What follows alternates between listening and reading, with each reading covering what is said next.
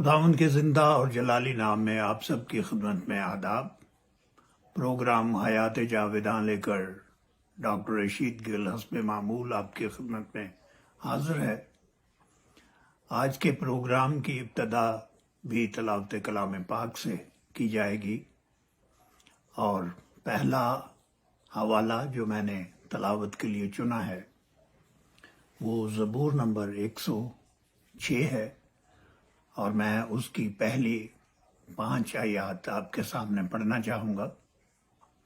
خداوند کے زندہ کلام میں مذکور ہے، خداوند کی حمد کرو، خداوند کا شکر کرو، کیونکہ وہ بھلا ہے اور اس کی شفقت ابدی ہے۔ کون خداوند کی قدرت کے کاموں کو بیان کر سکتا ہے یا اس کی پوری ستائش سنا سکتا ہے؟ مبارک ہیں وہ جو عدل کرتے ہیں اور وہ جو ہر وقت صداقت کے کام کرتا ہے۔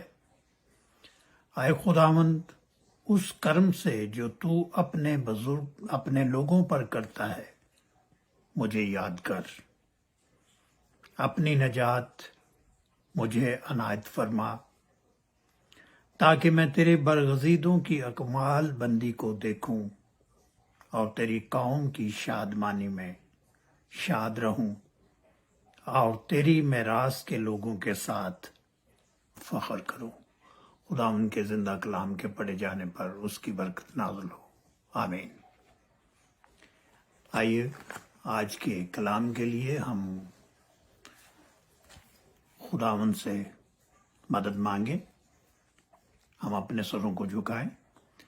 اے قادر مطلق ابدی خداوند، تیرا شکر کرتا ہوں تمام نعمتوں، برکتوں اور بخششوں کے لیے، ان عزیزوں کے لیے جو اس پروگرام کو دیکھ اور سن رہے ہیں۔ التجا کرتا ہوں کہ یہ لوگ جہاں کہیں بھی ہیں، خدا باپ تو ان کی مدد فرما، ان کی حفاظت کر، ان کو درازی عمر دے، ایمان کی مضبوطی دے، دنیا دو جہان کی تمام نعمتوں سے ان کے گھر کو مالا مال کر دے، اور بخش دے کہ کسی چیز کی کمی ان کی زندگی میں نہ آئے۔ اور میرا ایمان ہے کہ جس زندگی میں، جس گھر میں اور جس جگہ تو ہوتا ہے، اس جگہ کسی چیز کی کمی نہیں رہتی۔ تمام عزیزوں کو اس موذی وبا سے بچا، صحت تندرستی دے، درازی عمر دے، اور وہ لوگ جو کسی وجہ سے مختلف ہاسپٹلز میں داخل ہیں، خدا بڑے ایمان کے ساتھ تیرے بیٹے کا پاک خون ان پر چھڑک دیتا ہوں، اس ایمان کے ساتھ کہ جہاں جہاں بھی تیرے بیٹے کا خون آ جاتا ہے، خدا باپ وہاں سے بیماری، تنگ دستی، مشکل، آزمائش بھاگ جاتے ہیں۔ میرا ایمان ہے کہ تو نے سبھی کو شفا دے دی ہے۔ اس وقت التجا کرتا ہوں کہ تیرے پاک کلام میں سے تیرا خادم جو کچھ اپنے عزیزوں سے بانٹنا چاہتا ہے، اس کو سبھی کے لیے مبارک کر، میری زبان کا ذمہ لے۔ خدا باپ کوئی ایسی ناواجب بات میری زبان سے نہ نکلے جس سے تو ناخوش ہو، بلکہ ہر وہ بات نکلے جس سے تیرے نام کو عزت اور جلال ملے۔ تیرا خادم کمزور ہے، اپنی پاک روح کا مسا عطا فرما، میری مدد کر، جو کچھ مانگنے سے بھول گیا ہوں سو عطا فرما، تیرے ہی مقدس اور پاک نام میں مانگتا ہوں، آمین۔ تو میرے عزیزو، آج میں نے دوسرا حوالہ جو چنا ہے وہ آج کے عنوان سے مطابقت رکھتا ہے، اور جو موضوع یا عنوان جس پر میں آپ سے گفتگو کرنا چاہتا ہوں وہ یہ ہے کہ مسیحی زندگی کو اس دنیا میں کس طرح جیا جائے۔ جب بھی ہم کہیں ایک دوسرے سے ملتے ہیں، دعوتوں میں یا ایسی سماجی میٹنگز میں یہ بات اکثر مسیحوں کے درمیان ہوتی ہے کہ اس دنیا میں ایک مسیح کا مثالی کردار کیسا ہونا چاہیے. تو آج میں نے اس موضوع پر تھوڑی سی تحقیق کی ہے اور میں چاہوں گا کہ میں اپنی گزارشات آپ تک پہنچاؤں. تو اس کے لیے سب سے پہلی بات جو ہماری رہنمائی کرتی ہے وہ یہ ہے کہ اگر ہم خداوند کے پاک کلام کے مطابق زندگی جینا چاہتے ہیں تو سب سے پہلے ہمیں پاک روح کا بپتسمہ یا دوسرے لفظوں میں ہمیں پاک روح کی بدولت نئے سرے سے جنم لینا ہوگا. تو آئیے ہم اس حوالے کو پڑھتے ہیں جو ہماری رہنمائی کرے گا کہ نئے سرے سے پیدا ہونے کا کیا مطلب ہے. اور وہ گفتگو جو یسوع مسیح اور نیکودیمس کے درمیان ہوئی وہ ہماری رہنمائی کرے گی کہ ہم اس موضوع پر مزید بات کر سکیں. تو یوحنا کی انجیل اس کا 3 باب اور اس کی 3 آیت سے میں شروع کروں گا اور 5 آیات تک آپ کے سامنے پڑھوں گا. یسوع نے جواب میں اس سے کہا کہ میں تجھ سے سچ کہتا ہوں کہ جب تک کوئی نئے سرے سے پیدا نہ ہو وہ خدا کی بادشاہی کو دیکھ نہیں سکتا. نیکودیمس نے اس سے کہا آدمی جب بوڑھا ہو گیا تو کیوں کر پیدا ہو سکتا ہے؟ کیا وہ دوبارہ اپنی ماں کے پیٹ میں داخل ہو کر پیدا ہو سکتا ہے؟ یسوع نے جواب دیا میں تجھ سے سچ کہتا ہوں کہ جب تک کوئی آدمی پانی اور روح سے پیدا نہ ہو وہ خدا کی بادشاہی میں داخل نہیں ہو سکتا. تو میرے عزیزو یہاں بات جو قابل ذکر ہے وہ یہ ہے کہ نئے سرے سے پیدا ہونے کے لیے شرط یہ ہے کہ ہم پانی اور روح سے پیدا ہوں. اس کا مطلب یہ ہے کہ ہم جسمانی اعتبار پر پیدا نہیں ہوں گے.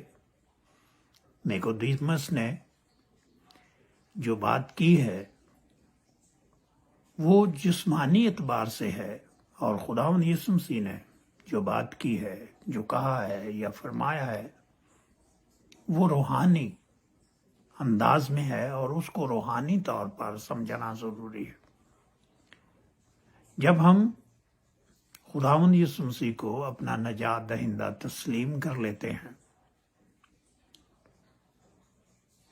تو ہم ہر قسم کے گناہ سے ناراستی سے پاک ہو جاتے ہیں. خداوند یسوع مسیح ہماری راست بازی ہے. ہم اپنے اعمال سے اچھے کاموں سے رکھ رکھاؤ سے نجات حاصل نہیں کر سکتے. اور جب ہم یسوع کو اپنا نجات دہندہ تسلیم کر لیتے ہیں تو خداوند کا پاک روح ہم میں آ جاتا ہے, ہم میں بس جاتا ہے. تو اختصار کے ساتھ کہنا چاہوں گا کہ جب ہم خداوند یسوع مسیح کو قبول کر لیتے ہیں, پانی سے بپتسمہ لے لیتے ہیں, تو خداوند کا روح ہم میں داخل ہو جاتا ہے, وہ ہم میں بس جاتا ہے اور اس وقت ہمارا نیا جنم ہوتا ہے، اس کو نئے سرے سے پیدا ہونا کہتے ہیں، اور اس کے بارے میں اکثر بارن اگین کی ٹرم استعمال کی جاتی ہے، جس کا مطلب یہ ہے کہ نئے سرے سے پیدا ہونا۔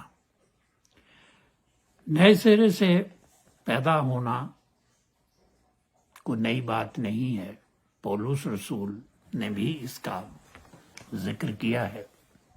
اگر ہم خداوند کے پاک کلام کو پڑھیں تو دیکھیں گے کہ پولس رسول نے کرنتھیوں کے نام خط میں، دوسرے خط میں، اور اس کے 5 باب اور 17 آیت میں کہا ہے، اس لیے اگر کوئی مسیح میں ہے تو وہ نیا مخلوق ہے، پرانی چیزیں جاتی رہیں، دیکھو وہ نئی ہو گئی۔ تو وہ لوگ جو مسیح کو قبول کر لیتے ہیں، ان کا نیا جنم ہوتا ہے، نئے سرے سے وہ پیدا ہوتے ہیں۔ وہ جسم کے اعتبار سے نہیں جیتے، بلکہ وہ اپنی زندگی کو پاک روح کی ہدایت کے مطابق گزارتے ہیں۔ اس کے علاوہ خداوند یسوع مسیح نے یوحنا کی انجیل اس کے 14 باب اور اس کی 6 آیت میں فرمایا، یسوع نے اس سے کہا، راہ، حق اور زندگی میں ہوں، کوئی میرے وسیلہ کے بغیر باپ کے پاس نہیں آتا۔ تو یہ ایک حتمی اعلان ہے، ایک دعویٰ ہے، اور یہ دعویٰ وہی شخص کر سکتا ہے جو با اختیار ہوتا ہے، اور خداوند یسوع مسیح باپ کے ساتھ ایک ہے۔ جس نے مجھے دیکھا اس نے باپ کو دیکھا، اور اسی بات کو انہوں نے اس انداز میں کہا ہے کہ راہ، حق اور زندگی میں ہوں۔ بلکہ میں یہ کہنا چاہوں گا کہ راہ، حق اور ابدی زندگی خداوند یسوع مسیح میں پائی جاتی ہے۔ اگر ہم خدا کے پاس جانا چاہتے ہیں، اس کو ڈھونڈنا چاہتے ہیں، اس کی تلاش کرنا چاہتے ہیں، تو اس کا مؤثر اور آسان طریقہ یہ ہے کہ ہم اس کے بیٹے خداوند یسوع مسیح کو اپنا منجی اور شافی دل سے قبول کریں، تو ہم وہ تمام چیزیں جو ہم باپ سے حاصل کرنا چاہتے ہیں وہ از خود ہمیں مل جائیں گی، ہماری باپ سے رسائی ہو جائے گی۔ اب یہ بات کہ ہمارا خداوند یسوع مسیح سے کیسا تعلق ہونا چاہیے، یہ تو صحیح ہے کہ خداوند یسوع مسیح ہمیں باپ تک پہنچانے کے لیے راستہ ہے، اور اس نے کہا ہے کہ میرے وسیلہ کے بغیر کوئی شخص بھی باپ کے پاس نہیں جا سکتا۔ لیکن اس چیز کو حاصل کرنے کے لیے میرے ناقص خیال کے مطابق 3 بنیادی چیزوں کی ضرورت ہے۔ وہ یہ ہے کہ خداوند یسوع مسیح کے ساتھ ہماری وفاداری بغیر کسی شک کے کامل ہونی چاہیے۔ جب میں وفاداری کی بات کرتا ہوں تو اس کا مطلب یہ ہے کہ حالات اچھے ہوں، برے ہوں،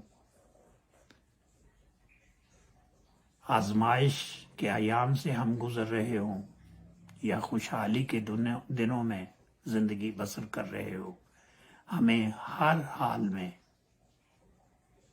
اس کی بات کو، اس کے احکامات کو سننا ہے۔ نہ صرف اس کی باتوں کو سننا ہے بلکہ عملی طور پر ان پر کاربند رہ کر اپنی زندگی کو گزارنا ہے۔ یہ ہے وفاداری۔ اور دوسری بات یہ ہے کہ اس کے ساتھ جو ہماری کمٹمنٹ ہے، جو ہم نے وفاداری کا عہد باندھا ہے، ہم نے مرتے دم تک کمال ایمانداری اور تندہی کے ساتھ اس عہد کو نبھانا ہے۔ اس میں خلوص اور نیک نیتی کا شامل ہونا انتہائی ضروری ہے۔ اور تیسری بات یہ ہے کہ ہمیں پورے دل سے اس کی فرمانبرداری کرنی ہے، اس کے احکامات کو ماننا ہے۔ وہ شخص جو اپنی عقل کو استعمال کرتے ہوئے خداوند کے پاک کلام میں عیب ڈھونڈنے کی کوشش کرتے ہیں، یا انسانی عقل کو استعمال کرتے ہوئے اپنی تعلیم کا روب ڈالنا چاہتے ہیں، وہ کلام کے مطابق صحیح نہیں ہے۔ ہمیں خداوند یسوع مسیح کے احکامات کی پورے دل سے فرمان برداری کرنی ہے۔ اس نے ہمیں دوست کہا ہے، اس نے بھائی کہا ہے، لیکن ہماری جو فرمان برداری ہے وہ ایک غلام کی سی ہونی چاہیے۔ ہمیں اس میں آزادی ضرور حاصل ہے، لیکن وہ بے رخی کو، بدسلوکی کو پسند نہیں کرتا۔ وہ لوگ جو اطاعت گزار ہوتے ہیں، جو فرمانبرداری کرتے ہیں، جو ہر حال میں اس کے ساتھ چلتے ہیں، خوش رہتے ہیں، اس کی بات سنتے ہیں، اس کی بات کو کاٹتے نہیں، اس کی باتوں کو تروڑ مروڑ کے پیش نہیں کرتے، بلکہ جو وہ فرماتا ہے منو ان اس کو قبول کرتے ہیں اور اس پر عمل کرتے ہیں، وہی لوگ فرمان بردار ہوتے ہیں۔ تو ایک مسیحی زندگی کو گزارنے کے لیے یا خداوند یسوع مسیح کی قربت حاصل کرنے کے لیے یہ ضروری ہے کہ ہم وفاداری کے ساتھ مسیحی ایمان پر قائم رہیں۔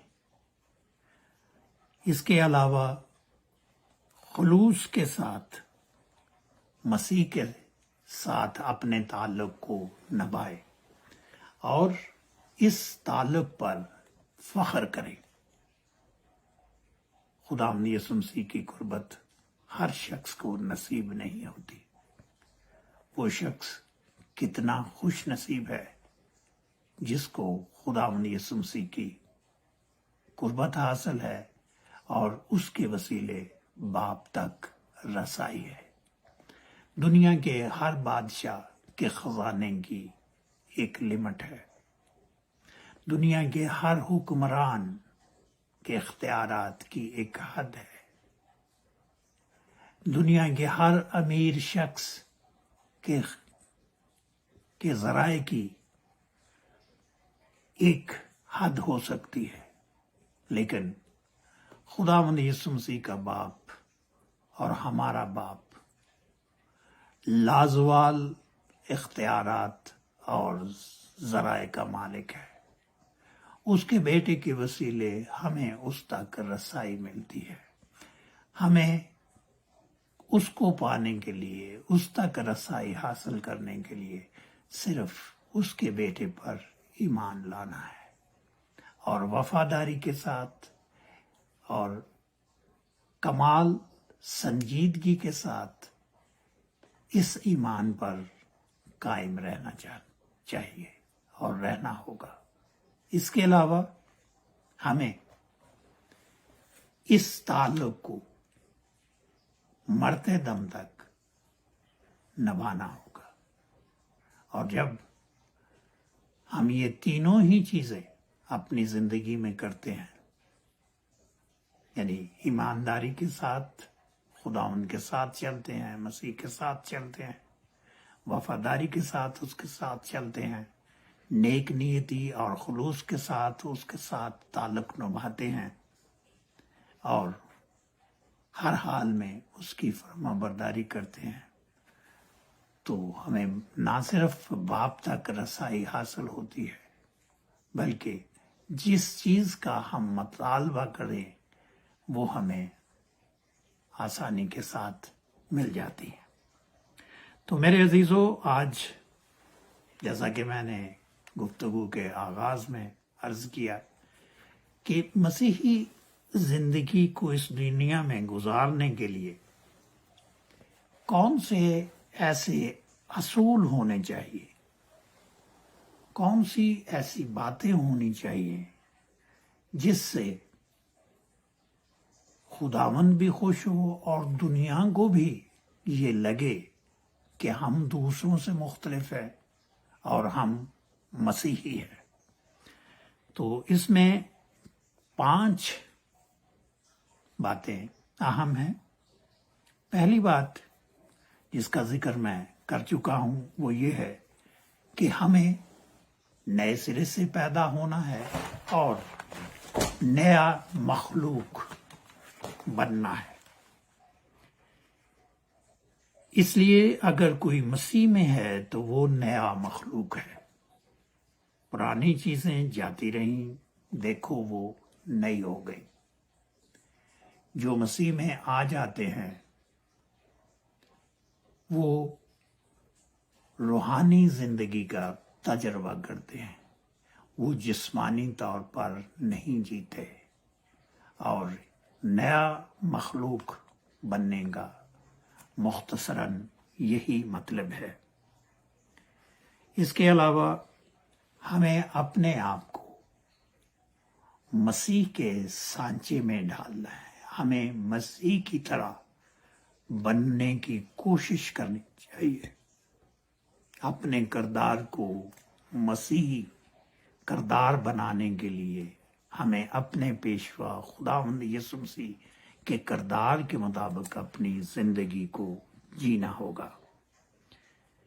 رومیو 12 باب اور اس کی 2 آیت میں پولس رسول نے رومیو کی کلیسیا کو یہ ہدایت کی ہے کہ اس جہان کے ہم شکل نہ بنو، بلکہ عقل نئی ہو جانے پر اپنی صورت بدلتے جاؤ، تاکہ خدا کی نیک اور پسندیدہ اور کامل مرضی تجربے سے معلوم کرتے رہو. ہم نے پہلے بھی یہ ذکر کیا ہے کہ خداوند کی مرضی کو پہچاننے کے لیے، اس کو جاننے کے لیے یہ ضروری ہے کہ ہم خداوند یسوع مسیح کے ساتھ قربت اختیار کریں، اس کی قربت میں رہیں، اس کی نزدیکی میں رہیں، اس کے احکامات پر چلیں، اپنی زندگی کو اس کے بتائے ہوئے اصولوں پر چلائیں، تو ہم اس کی قربت حاصل کرتے ہیں. جب ہم اس کی قربت حاصل کرتے ہیں تو باپ کے ساتھ یا باپ تک ہماری رسائی از خود ہو جاتی ہے، اور ہمیں ہر چیز جس کی بھی زندگی میں کمی ہوتی ہے وہ کمی پھر رہتی نہیں. خداوند اپنی برکات سے ہمیں مالا مال کر دیتا ہے. تو اس میں کہا گیا ہے کہ اس جہان کے ہم شکل نہ بنو. میں اس سلسلے میں یہی کہنا چاہتا ہوں مختصر انداز میں کہ اس دنیا میں لالچ ہے، ایک دوسرے کو نیچا دکھانے کی روش ہے، دولت جمع کرنے کے لیے ہم ہر قسم کے ذرائع استعمال کرتے ہیں، بلکہ ناجائز دولت کے انبار لگانا چاہتے ہیں۔ ہر دنیاوی شخص کی یہ خواہش ہوتی ہے کہ دنیا بھر کی دولت اس کے پاس ہو تاکہ دنیا میں وہ ہر چیز کو خرید سکے۔ لیکن افسوس کی بات یہ ہے کہ ہم اپنی تمام تر دولت کے باوجود بھی خداوند کی نجات کو خرید نہیں سکتے، پیسے سے خرید نہیں سکتے۔ یہ خداوند کی طرف سے مفت اور گراں قدر نعمت ہے۔ تو میرے عزیزو، ہمیں اس جہان کے ہم شکل نہیں بننا، بلکہ جب ہم خداوند یسوع مسیح کو قبول کر لیتے ہیں اور پاک روح ہم میں بستا ہے تو وہ ہماری تربیت کرتا ہے، ہماری سوچ بدل جاتی ہے، ہمارے فیصلے بدل جاتے ہیں۔ ہم جسمانی زندگی جینے کی بجائے روحانی زندگی جینے کی خواہش رکھتے ہیں۔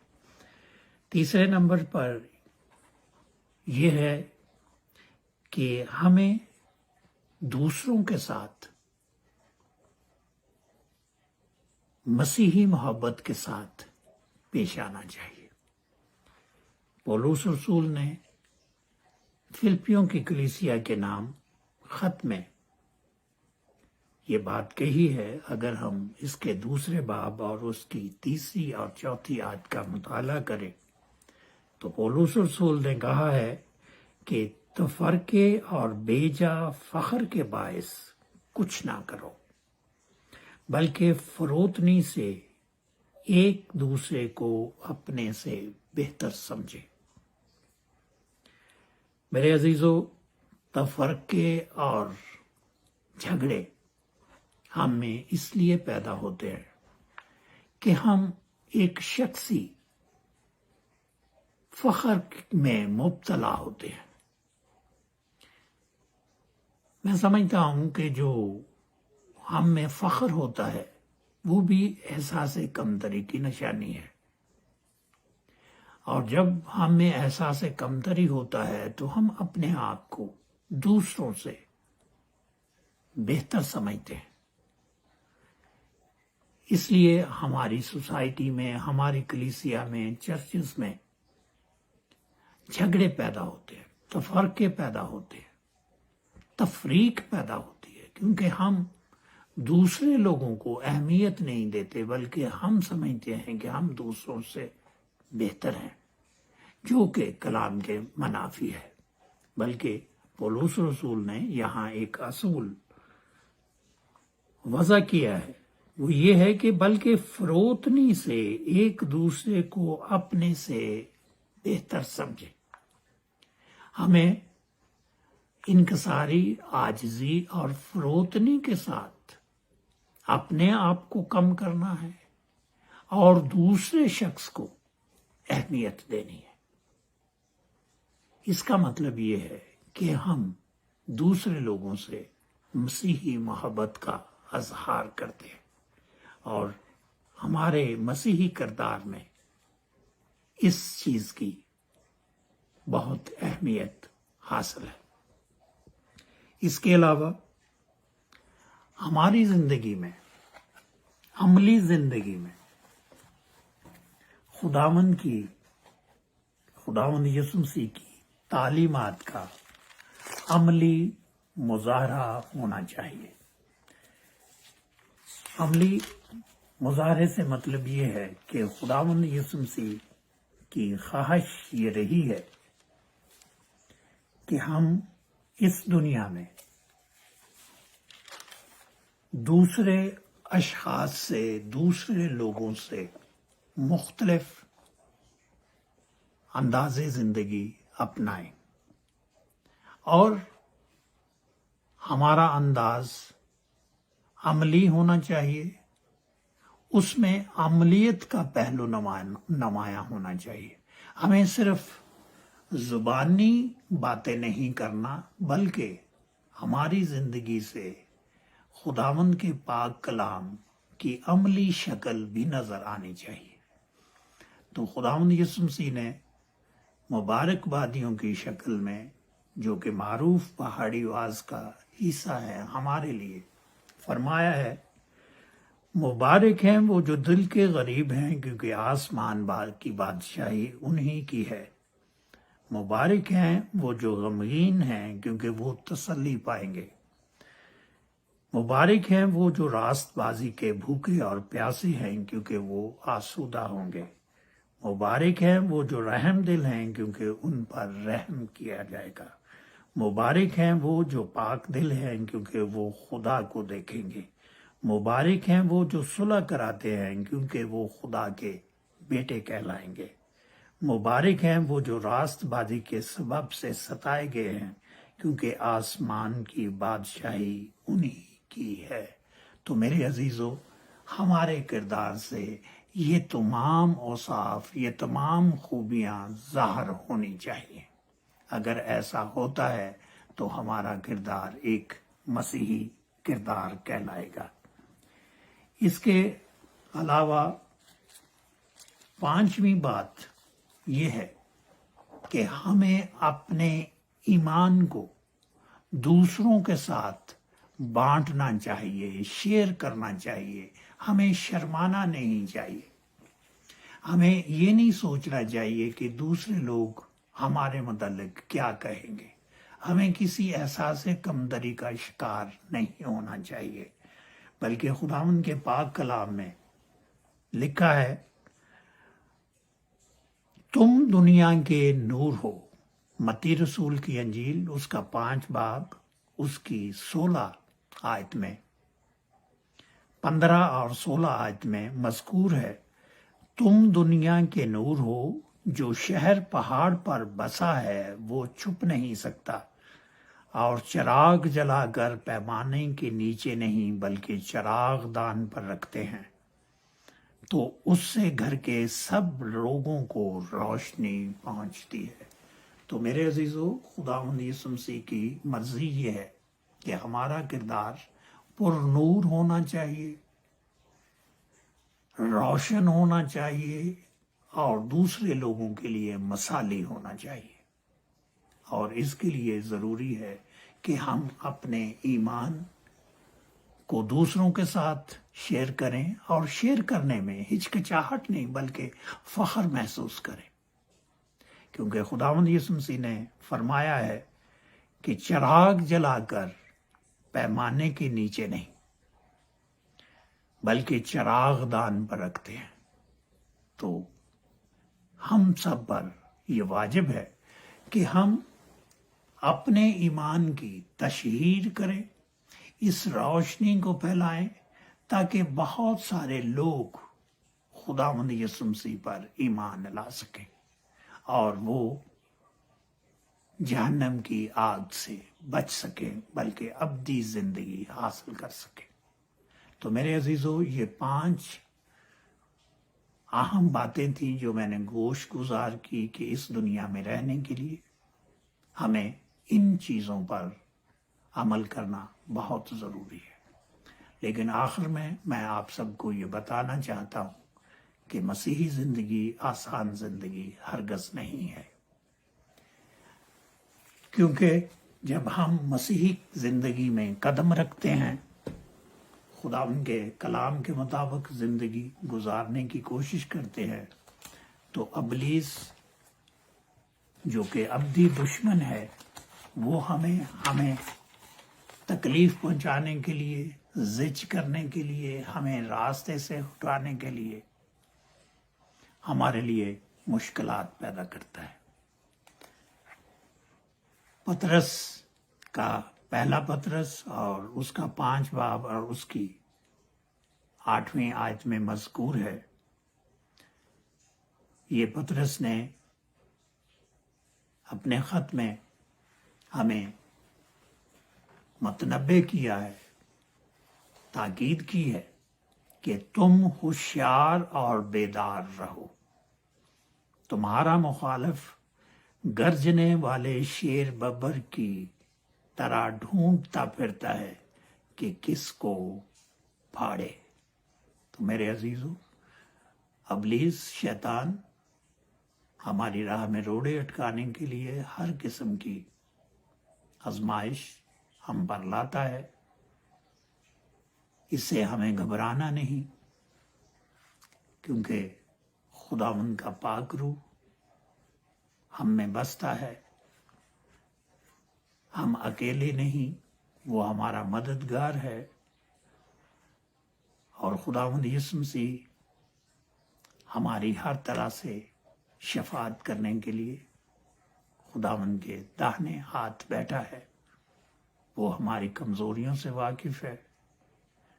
ہمیں اس مسیحی ایمان پر مضبوطی سے قائم رہنا ہے، وفاداری کے ساتھ اس کے احکامات پر چلنا ہے، اپنی زندگی کو نیک نیتی اور خلوص کے ساتھ گزارنا ہے، اور اس مسیحی رشتے کو کمال ایمانداری سے زندگی میں نبھانا ہے اور اس کی فرما برداری کرنی ہے۔ جب ہم یہ کریں گے تو خداوند کی قربت ہمیں حاصل ہوگی، دنیا دو جہان کی برکات ہمارے حصے میں آئیں گی۔ خداوند آپ کو اور مجھے توفیق دے کہ ہم اچھے سفیر بن کر، باکردار مسیحی بن کر اس دنیا میں روح کے اعتبار سے زندگی بسر کر سکے۔ خداوند آپ سب کو بڑی برکت دے، آمین۔